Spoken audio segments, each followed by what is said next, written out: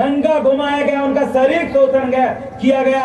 और वही समुदाय, जिस समुदाय का मुख्यमंत्री मणिपुर में बैठा है, उसने अपने ही लोगों के हाथों AK-47 जैसे कई घातक और बम के गोले।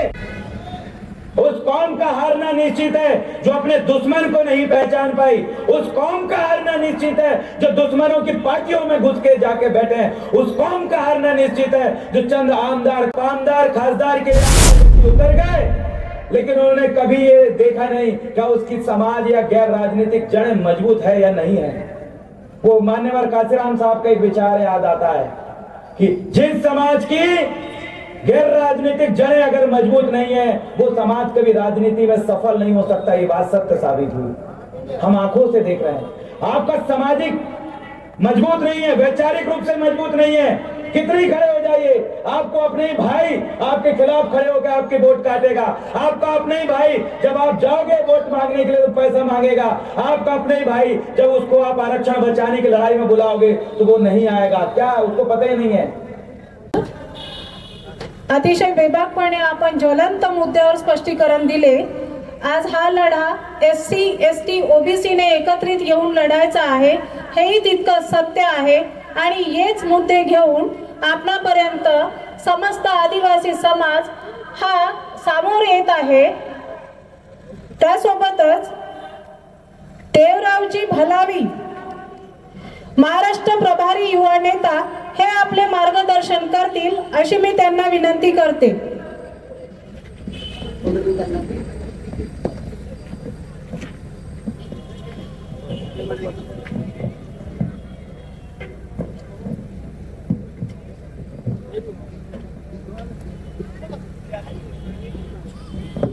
हेलो, बहुत बहुत धन्यवाद। आज के इस आदिवासी आरक्षण बचाओ सत्ता संपादन परिषद में मुझे आमंत्रित किया गया और आज 10 अक्टूबर 2024 का ये कार्यक्रम हम जितने हैं, जितने संगठनों से है, सभी के लिए आज का दिन महत्वपूर्ण हो, ऐसी आशा और उम्मीद है। आज के इस कार्यक्रम के अध्यक्ष माननीय हरीश उइके जी, प्रदेश अध्यक्ष गोंडवाना गणतंत्र पार्टी, मुख्य मार्गदर्शक बाला साहब अंबेडकर जी, राष्ट्रीय अध्यक्ष वंचित बहुजन अघाड़ी से, और मुख्य अतिथि तुलेश्वर मरकाम जी, राष्ट्रीय अध्यक्ष गोंडवाना गणतंत्र पार्टी और विधायक, और साथ ही डॉक्टर रमेश कुमार गजबे जी, माजी मंत्री, अनिल सिंह गौंड जी, राष्ट्रीय अध्यक्ष युवा मोर्चा गोंडवाना गणतंत्र पार्टी, बलवीर सिंह तोमर जी, राष्ट्रीय महासचिव गोंडवाना गणतंत्र पार्टी, महेश जी वमनोटे, प्रदेश कोषाध्यक्ष गोंडवाना गणतंत्र पार्टी महाराष्ट्र, और भगवान भाऊ गोंडे जी, गोंड ग्वारी समाज के वरिष्ठ नेता अरविंद भाऊ सांदेकर जी, माना समाजाचे नेते महादेव जी टेकाम, कोलाम समाज के वरिष्ठ नेता, और हमारे सहभागी समस्त संगठन गोंडवाना गणतंत्र पार्टी, भारत आदिवासी पार्टी, बिरसा ब्रिगेड, माना जमात समन्वय समिति, आदिवासी गौंड ग्वारी युवा शक्ति संस्था, हलवा हलवी संगठन, कोलाम आदिवासी समाज संगठन, माड़िया कोरकू भेल प्रधान, सर्व आदिवासी संगठन, जितने भी साथी आज यहाँ पर उपस्थित है, सभी को सादर सेवा जोहार, जय भीम। आज के इस कार्यक्रम की सभी को मुख्य बिंदु पता है। ये जो मुद्दा है आपका आरक्षण का, ये सिर्फ हम इस मुद्दे में सिर्फ महाराष्ट्र स्तर पे सोचने की जरूरत नहीं है। मैं जिस छिंदवाड़ा मध्य प्रदेश से आया हूँ, छिंदवाड़ा के उस मध्य प्रदेश में हम बैठ के जब हम पूरे विश्व में आरक्षण की वर्तमान स्थिति और परिस्थिति पे जब हम विचार मंथन करते हैं तो एक भयंकर विध्वंस एक घटना सामने आती है। आप सभी को पता है, मणिपुर। आप उस मणिपुर जो भारत देश के एक राज्य है, उस मणिपुर में एक घटना घटित हुई जिसमें एक वो समुदाय था जो वाकई आरक्षण और प्रतिनिधित्व का अधिकार रखता, और एक वो समुदाय है जो उस आरक्षण को खत्म करने के लिए एक षड्यंत्र पूर्वक बनाए हुआ एक जाल में वो फंसा। आप महसूस करके देखिए, वहां का वो समुदाय जो उस आरक्षण के मूल अधिकार के लिए लड़ रहा था, और एक समुदाय जो बोगस था, जिसको आरक्षण की जरूरत ही नहीं थी, जो यहाँ का मूल बसिंदा है ही नहीं, उन दोनों के बीच में लड़ाई लड़ाई गई। आज एक महाराष्ट्र के अंदर भी यहाँ का आदिवासी और एक धनगर आदिवासी के बीच में पंगा चला, मध्य प्रदेश में भी चल रहा है, जम्मू कश्मीर में भी चल रहा है। महसूस करिए, जो लड़ाई है, ये लड़ाई आपस में अचानक नहीं उपजी है, इसको उपजाने वाला कोई व्यक्ति है जो पीछे बैठ के मुर्गा लड़ाई का खेल लड़ रहा है। आप इस चीज को अगर नहीं समझेंगे तो तैयार हो जाइए, दूसरा मणिपुर महाराष्ट्र में भी होगा, दूसरा मणिपुर दंगा मध्य प्रदेश में भी होगा, दूसरा मणिपुर दंगा आपके छत्तीसगढ़ में भी होगा, वहां पर भी यही लड़ाई है, और दूसरा मणिपुर दंगा जम्मू कश्मीर में भी होगा, वहां के लड़के भी अर्धनंग प्रदर्शन करें। यही मुद्दे को लेकर जिस मुद्दे पे आज यहाँ बैठे हैं, ये लड़ाई पूरे विश्व के समस्त आदिवासी समुदाय, एसटी एससी ओबीसी समुदाय के बीच और इस देश के वो दुश्मन समुदाय जो यहाँ पर से घुसे हैं या जबरदस्ती इस आरक्षण की लड़ाई में उनको डाला जा रहा है, उनके बीच है। वहां पर भी सैकड़ों माताओं बहनों को सरेआम सड़कों पे नंगा घुमाया गया, उनका शारीरिक शोषण किया गया, और वही समुदाय जिस समुदाय का मुख्यमंत्री मणिपुर में बैठा है, उसने अपने ही लोगों के हाथों AK-47 जैसे कई घातक हथियार और बम के गोले उनके हाथ में सौंप कर उनको खत्म किया गया। आप इस बात को जितना जल्दी समझ जाए उतना बेहतर होगा कि इस देश में आदिवासी मुक्त भारत बनाने के लिए, मूल निवासी मुक्त भारत बनाने के लिए तमाम षड्यंत्र गढ़े जा चुके हैं, षड्यंत्र बनाए जा चुके हैं, रणनीतियां बनाई जा चुकी है। कब कौन सा वायरस लेके आएंगे, किस बीच में कौन सा कानून बनाएंगे, कब कौन सी सरकार बनेगी, कब ईवीएम के साथ कहां खेला करना है, कहां किसके साथ लड़ाना है, ये पूरी रणनीतियां बन चुकी है, सारी रणनीतियां बन चुकी है। आपको किस तरीके से मारा जाए, आपको किस तरीके से लड़ाया जाए, आपको किस तरीके से सत्ता से दूर किया जाए, ये सारी रणनीति बन चुकी है। लेकिन मैं आप सभी जो यहाँ पर जितने भी सामाजिक संगठन और पार्टी के मुखिया बैठे हुए हैं, आपसे सवाल सीधा है कि आपने अपने दुश्मनों से लड़ने के लिए या फिर दुश्मनों से जो होने वाली आपकी जो वैचारिक लड़ाई और केमिकल वॉर जो होने वाला है, वैचारिक वॉर जो हो रहा है, साइकोलॉजिकल वॉर जो हो रहा है, इससे लड़ने के लिए आपने क्या तैयारियां किया, कितनी आपने रणनीति बनाया? अगर आपसे सवाल करें तो आपके पास सिर्फ जीरो, कोई प्लानिंग नहीं है। तैयार हो जाइए, मरने के लिए तैयार हो जाइए। आपको एक प्रकार से नहीं कई प्रकार से वो मारेंगे, आरक्षण के अधिकार छीन के आपको वो मारेंगे। केमिकल वॉर आपके सामने, कोविड के रूप में केमिकल वॉर आपके सामने छोड़ा गया, टेस्ट किया गया कि ये इंप्लीमेंटेशन होगा कि नहीं, अमल होगा कि नहीं।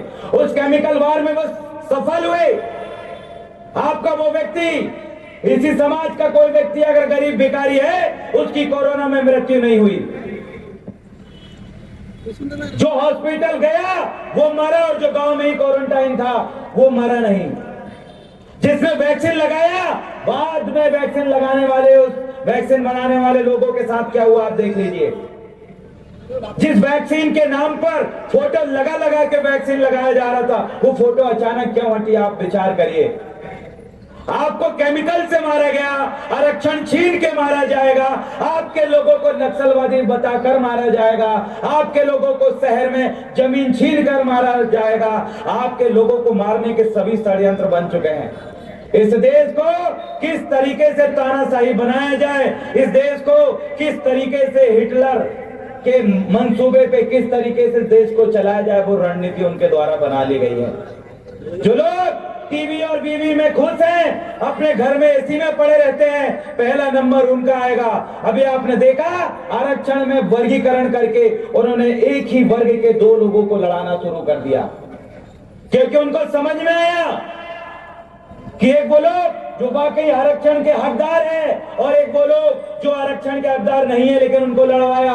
इन दोनों की लड़ाई होगी तो ये मूल बसिंदे, मूल मालिक बहुजन लोग जीत जाएंगे वो लड़ाई। तो क्या किया जाए, इसको और बांटा जाए। उसको और बांटने के लिए अभी वर्गीकरण कर रहे हैं कि यहाँ पर इस जमाती के इस व्यक्ति में जो आगे बढ़ चुका है उसको इतना परसेंट देंगे और जो पीछे है उसको इतना परसेंट देंगे, उनको लड़ाएंगे। हमको लड़ाने के लिए उन्हें लाख षड्यंत्र बना लिए, उनको युद्ध जीतना है। लेकिन आप विचार करिए, ये जो कौम जो आज अपने हक अधिकार के लिए अपने घर से निकलकर कुर्सी में नहीं बैठ सकती, ये वो कौम जो अपने दुश्मनों को नहीं पहचान सकती, ये वो कौम जो अपने युद्ध जो सामने वाले व्यक्ति जो दुश्मन आपके खिलाफ चाल बनाया उसको नहीं समझ पाती, उस कौम का हारना निश्चित है। उस कौम का हारना निश्चित है जो अपने दुश्मन को नहीं पहचान पाई। उस कौम का हारना निश्चित है जो दुश्मनों की पार्टियों में घुस के जाके बैठे हैं। उस कौम का हारना निश्चित है जो चंद आमदार खासदार बनने के लिए उन पार्टियों में घुस के बैठे हैं। उनके बच्चे भी उसी मौत मरेंगे जिस मौत आज आपके और हमारा आने वाला अस्तित्व जिस तरीके से मरने वाला है। तो एक ही लड़ाई नहीं है, लेकिन हमारी कमी ये हुई है, सबसे मुख्य कमी ये हुई है कि हमारे लोगों को दोस्त और दुश्मन में फर्क और पहचान करना नहीं आया। बाकी बात की बात है, हम जिनसे लड़ रहे हैं वहां पर हमारा व्यक्ति बैठा हुआ है। और आपको पता है, अगर आप बीजेपी के साथ लड़ाई लड़ेंगे तो बीजेपी का मुख्य व्यक्ति सामने कभी नहीं आएगा, आपके ही भाई को सामने करके लड़ाएगा। कांग्रेस का भी कोई व्यक्ति आएगा, अगर उसके साथ कोई लड़ाई हो उसमें भी आपके व्यक्ति सामने आके लड़ेगा। आप मारने वाला भी आपका और मरने वाला भी आपका। उनने इस तरीके से अपनी रणनीति तय करे। आपकी रणनीति क्या है? आपके लोग तो बैठ ही नहीं पाए हैं, आपस में लड़ रहे हैं। आप विधायक सांसद की बात करते हैं, अरे आने वाले 20 साल का भविष्य की आप बात करिए तो आपके आंखों से आंसू निकलेंगे। आने वाले 20 साल बाद का फ्यूचर आपका ये होगा कि आपके लोग बड़ी मजदूरी करने के लिए भी उनके पास साधन संसाधन नहीं होंगे। आपके लोगों के पास जो गाड़ियां आप देख रहे हैं, ये गाड़ियां नहीं दिखेगी। अरे ऐसे कई कानून, कई बिल अभी पेंडिंग है जो अभी आना बाकी है। अभी BNS आया, BNS भारतीय न्याय संहिता। सोच के देखिए क्या हुआ उसमें, क्या अपडेट हुआ। आपके हमारे लोगों ने कभी नहीं पढ़ा, बोलते हुए हैं। अभी मध्य प्रदेश के अंदर जो भी आदिवासी, जो भी मूल निवासी आंदोलन करता है तो प्रिवेंटिव डिटेंशन करके उसको उठा के जब तक चाहे तब तक अंदर भर के रख रहा है। आपको पता है, आपको लगता है कि हमारे व्यक्ति को 24 घंटे के अंदर जज के सामने प्रस्तुत कर देगा, हमारा कोई कुछ नहीं बिगाड़ेगा, संविधान हमारे साथ है। अरे उस संविधान को संचालन करने वाले कौन लोग बैठे हैं आप याद करिए। जब बाबा साहेब का जब उस समय आंदोलन चल रहा था, वैचारिक आंदोलन चल रहा था, अपने लोगों को अधिकार देने का आंदोलन चल रहा था, उसी समय कई समुदाय के लोग उसी संविधान सभा में थे। बाबा साहेब ने क्या कहा था आप सभी को पता होगा कि संविधान, इस देश का संविधान दुनिया में सबसे बेहतर संविधान है। चलाने वाले लोगों के ऊपर निर्भर करता है। अच्छे लोग बैठेंगे तो संविधान बहुत बढ़िया तरक्की करेगी, देश तरक्की करेगा उस संविधान से चल के। गलत लोग बैठेंगे तो विध्वंस करेंगे, मारेंगे, जमीन छीनेंगे, बहु बेटियों की इज्जत लुटेगी। और वो बात सही साबित हुई, आज वही हो रहा है। ये नागपुर के अंदर यहाँ का मूल बासिंदा राज नहीं कर रहा है, बड़ा व्यापारी दूसरे समाज का व्यक्ति है। खनिज आपके पास नहीं है, दूसरा व्यक्ति खनिज आपकी जमीन से निकाल रहा है। बड़ा अधिकारी भी आपका नहीं है, बाहर का व्यक्ति आके यहाँ राज कर रहा है। आपका क्या है? किसी भी डिपार्टमेंट में, न्यायपालिका में आपके लोग नहीं है। अरे ये बात सत्य साबित हुई कि गलत लोगों के हाथ में संविधान चलाने की चाबी है, और वो कितना तहस नहस करना है वो सब कुछ करेगा, और जितना बर्बाद करना है वो आपको करके रहेगा। आप रोकोगे कैसे कि आपके पास रणनीति बनी है? अरे विचार करिए, ये जो लड़ाई बहुत वैचारिक लड़ाई है। पहले तो आपको साइकोलॉजिकल रूप से मजबूत होना पड़ेगा, वैचारिक रूप से अपने लोगों को समझाना पड़ेगा। यहाँ तो आपस में एक दूसरे को मार काटने की लड़ाई चल रही है, तो कहां से ग्राउंड फ्लोर होगा आपका? आपके लोग नहीं जागे हैं, आपने जमीन तैयार की ही नहीं है। आप फसल लगाने की बात करते हो, फसल काटने की बात करते हो, फसल सिंचाई करने की बात करते हो, लेकिन आपने उस जमीन को तैयार नहीं किया। जब तक आपकी जमीन उपजाऊ नहीं बनेगी, जब तक आपकी जमीन तैयार नहीं होगी, तब तक आप उसमें फसल मत लगाओ। लगा भी लिए तो आप कैसे सत्ता में आओगे? कितने विधायक खड़े हो जाए, कितने आमदार खासदार के लिए आप खड़े कर दो, लेकिन याद रखिएगा बीज वहीं पर फलता है, फसल वहीं पर उगती है। जो जमीन को जिसने उपजाऊ किया हो, मेहनत किया हो, उसको उपजाऊ बनाया हो, उपजाऊ बनाने के बाद उसमें बीज लगाया हो, लगाने के बाद बीज को सिंचाई किया हो, सिंचाई करने के बाद उसकी रखवाली किया हो, रखवाली करने के बाद उसको ईमानदारी से काटा हो, काटने के बाद दूसरे उसको चोर ना ले, उसकी सुरक्षा करके अपने घर में लाया हो। आपने क्या किया? आप आमदार खासदार के लिए आपके व्यक्ति उतर गए, लेकिन उन्होंने कभी ये देखा नहीं क्या उसकी समाज या गैर राजनीतिक जड़ें मजबूत है या नहीं है।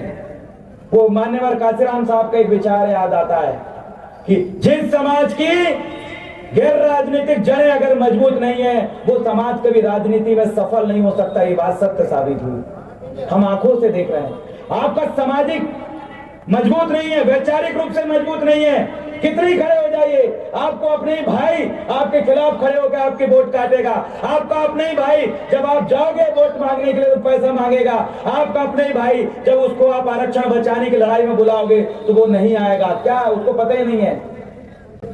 ये लड़ाइयां आंख बंद करके लड़ी जा रही है, और जब तक आंख बंद करके लड़ाई लड़ेगी तो निशाना कहां लगेगा ना आपको पता ना मुझे पता।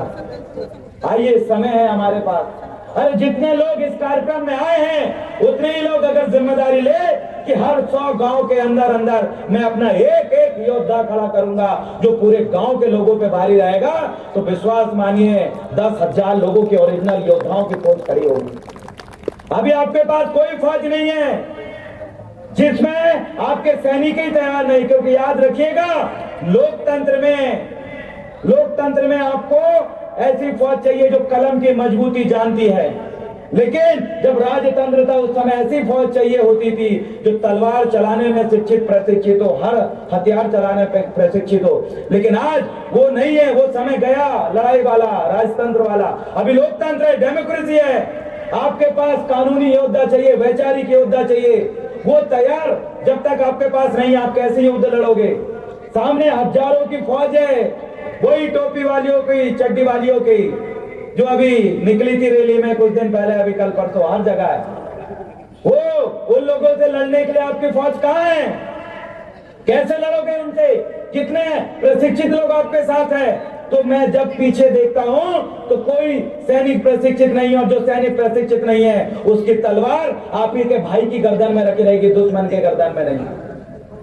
तो आप सभी जितने भी संगठन पार्टी के समस्त साथियों से आग्रह करते हैं कि आइए अपनी जमीन तैयार करो।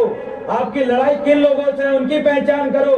कौन से संगठन आपके इस आरक्षण के पक्ष में है, कौन सा संगठन आरक्षण के खिलाफ है, इनकी पहचान करो, अपने समाज को बताओ। अगर ये नहीं बताओगे तो याद रखिएगा, आज जितनी कुर्सियां दिख रही है, आने वाले समय में यहाँ पर 1-2 लोग देखेंगे। ये लड़ाई हमारी विचारधारा की लड़ाई है। बड़ा दुख होता है जब हम गांव-गांव जाते हैं और हमारे लोगों को ऐसी अवस्था में देखते हैं जैसी अवस्था में हम अंग्रेजों के समय अपने आप को देखते थे। याद रखिएगा, गुलाम और शासक समाज आप ही के सामने है। बस फर्क इतना है कि आपको पहचानना सिखाना है कि कौन गुलाम समाज है और कौन आजाद समाज है, कौन शासक समाज है। आपकी दृष्टि इस लेवल पे परखने वाली अपने लोगों की ही नहीं है, वो दृष्टिकोण आपको देना पड़ेगा। और वो दृष्टिकोण तभी बनेगा जब आप उनके बीच में जाके इन विषयों में चर्चा करोगे, उनके बीच में जाके दिन भर अपनी रोजी रोटी के लिए काम करते हुए, जब आप काम धंधा करते हो, लेकिन शाम को जाकर अपना 2 घंटा उस समाज के लिए दीजिए। जिस दिन आप ये विचार विमर्श करना शुरू कर देंगे, हम आपको विश्वास दिलाते हैं आपके इस प्रतिनिधित्व के अधिकार पे कोई भी आंख उठा के नहीं देखेगा। कपेगा वो, इस लेवल का माहौल खड़ा होगा। लेकिन कब? जब आप ये काम शुरू करेंगे, जब आप अपने आप से सवाल करिए, हर रोज कितना घंटा आप समाज के लिए देते हो, कितना समय आप समाज के लिए देते हो, कितना समय आप अपने लोगों के बीच में उनको समझाने में देते हो। तो आप कुछ भी समय नहीं दे रहे हो, लेकिन आपका दुश्मन के पास उसी आप ही को खत्म करने के लिए, आपके अधिकारों को खत्म करने के लिए, आपके अस्तित्व को खत्म करने के लिए वो कहां कहां बैठता है, उसके स्थान चिन्हित है।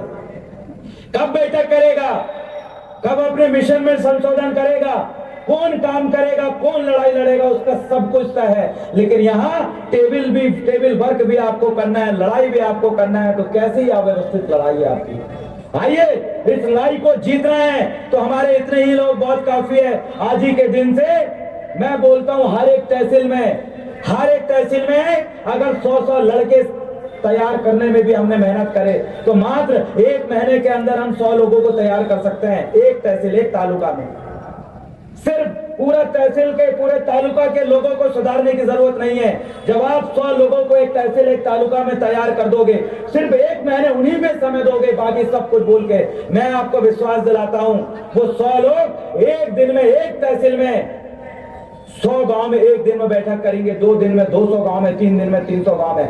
आप खुद सभी गांव घर अगर जाने की कोशिश करोगे तो आप व्यवस्थित लड़ाई लड़ रहे हो। जब आपके 100 लोग तैयार हो जाएंगे और जब वो 100 लोगों को आप बोलोगे तो आप 5 दिन के अंदर 500 गांव में बैठक करने की ताकत रखने वाले लोग हो। लेकिन क्या हो रहा है, यहाँ हमारा सिपाही, हमारा योद्धा बेचारा अकेला जाता है, ये गांव बैठक करता है, वो गांव में करता है। कब तक करोगे अकेले? आप नहीं लड़ पाओगे ये लड़ाई को ऐसे अकेले। आपको सारा समय ये पूरी समाज को सुधारने में अगर सारा समय दोगे तो आप नहीं सुधार पाओगे। आपको वो 100 योद्धा तैयार करना पड़ेगा जो वैचारिक रूप से कलम की लड़ाई, संवैधानिक लड़ाई लड़ने के लिए बेटर हो। इतना मजबूत बना दो कि वो 100 लोग, आप विधायक और आमदार खासदार की बात कर रहे हैं, आपके 100 लोग जिस दिन अगर 10 दिन ही अगर बैठक कर दिए तो कैलकुलेट कर लीजिए 1000 गांव में आप 10 दिन के अंदर बैठक करोगे और वैसे ही आपके साथ सब कुछ तैयार हो जाएगा। वैचारिक विंग, राजनीतिक विंग, सांस्कृतिक विंग, सभी विंग तैयार हो जाएगी। लेकिन लड़ाई लड़ने का एक फॉर्मूला आपको बनाना पड़ेगा, तब आप और हम सफल होंगे। अन्यथा साथियों, आपकी और हमारी छोटे छोटे संगठन अपने मिशनों में कभी कामयाब नहीं होगा। अभी एक ही व्यक्ति लड़ता है, याद रखिएगा, एक योद्धा, एक सेनापति अकेला पूरे युद्ध को नहीं जीत सकता। उस सेनापति का पहला कर्तव्य है कि वो अपनी सेना को प्रशिक्षित करे। जिस दिन वो सेना प्रशिक्षित हो जाएगी उस दिन वो हर एक लड़ाई अपने आंखों के सामने लड़ते हुए देखेगा और जीतेगा भी। और मुझे विश्वास है कि हम सब इस और काम करेंगे और मात्र 10 दिन हमें चाहिए। 10 दिन के अंदर हम इस देश की सत्ता को परिवर्तन करने में आसानी से संपन्न कर देंगे। लेकिन उसके लिए हर किसी को शपथ लेना पड़ेगा, हर किसी को इस लड़ाई को लड़ने के लिए एक फॉर्मूला, एक रणनीति तैयार करना पड़ेगा। और आप, मुझे विश्वास है आप सभी लोग के पास मोबाइल है, ग्लोबलाइजेशन का दौर है, ये फोन का सही उपयोग करें। अरे छान मारिए सारी चीजों को, जो चीज समाज को जगाने समझाने के लिए जरूरी है। मुझे विश्वास है आने वाले 3 महीने के अंदर अंदर आप वो करके दिखाएंगे जो विगत 40-50 सालों में नहीं हुआ। और ये करने के लिए सिर्फ एक ही काम करना पड़ेगा, पूरी समाज को तैयार करने की जगह उन 100 लोगों को एक तहसीलों में तैयार करिए। मैं आपको लिख के देता हूं, अगर वो 100 लोग तैयार हो गए, आप क्या बनाना चाहते हो, जिला परिषद, चाहे आमदार खासदार, ये तो छोटी मोटी बात है। आपके ये संयुक्त मोर्चा का, आपके लोगों का इस महाराष्ट्र के अंदर चीफ मिनिस्टर तक बनाने की ताकत आपके पास, उस चीज को समझना। आपको मैं कोई बड़ा उम्रदार नहीं हूं, कोई बड़ा बुद्धिजीवी नहीं हूं। आपके ये बच्चे का उम्र का मात्र 27 साल का एक लड़का हूं जो अभी अपनी पढ़ाई कर रहा है और मैं अपनी लड़ाई को व्यवस्थित तौर पे लड़ रहा हूं। और मुझे विश्वास है कि आप मेरी इस बात को अपना बेटा समझ के, अपना भाई समझ के, अपना साथी समझ के, अपना दोस्त समझ के आप मेरी इस बात पे जरूर गौर करेंगे। और एक बार अगर आपने गौर कर लिया तो मुझे आपको ये सारी चीजें सिखाने और बताने की जरूरत नहीं है। आप सभी लोग सीखें। आपकी रगों में अपने बाप दादा पुरखाओं का क्रांतिकारी खून बह रहा है। आपके विचारों में वो विचार पहले से ही मौजूद है, बस उन विचारों को धार देने की जरूरत है। उन विचारों को जिस दिन आपने धार दे दिया और वैसे ही जोश और जुनून के साथ अपने लोगों के बीच में जाके अगर आपने अपनी बात को बोल दिया, मुझे विश्वास है ये लड़ाई आप और हम जरूर जीतेंगे और आने वाले भविष्य को हम जरूर संभालेंगे। और जितने भी आक्रमणकारी लोग हैं जो बाहर से आए हैं, ऐसे लोगों के खिलाफ हम भी ऐसे कानून बनाएंगे कि जो बाहर के आक्रमणकारी लोगों ने हमारे चारों स्तंभों पे जो कब्जा करके बैठा है, उन स्तंभों में पुनः इस मूल निवासी बहुजन लोगों का अधिकार होगा, उनके हाथ में शासन सत्ता होगी। ऐसी आशा और उम्मीद के साथ मैं अपने विचार को यहीं विराम देता हूं और आप सभी लोगों से निवेदन करता हूं कि आप जरूर विचार करेंगे और आने वाला जब भी कार्यक्रम की रूपरेखा मानिए हरीश उइके जी जब भी तय करें, मुझे विश्वास है आने वाले समय में ये नागपुर में पैर रखने की भी जगह नहीं रहेगी और उन पैर रखने वाले लोग जो यहाँ पर आएंगे वो चुने हुए और आपके द्वारा बनाए हुए वैचारिक योद्धा ही पहुंचेंगे, जो आपकी लड़ाई को आपके साथ मिलकर जरूर लड़ेंगे और जीतेंगे, ऐसी आशा और उम्मीद है। बहुत बहुत धन्यवाद। सादा सेवा जोहार। जय संविधान, जय भीम, जय गोंडवाना।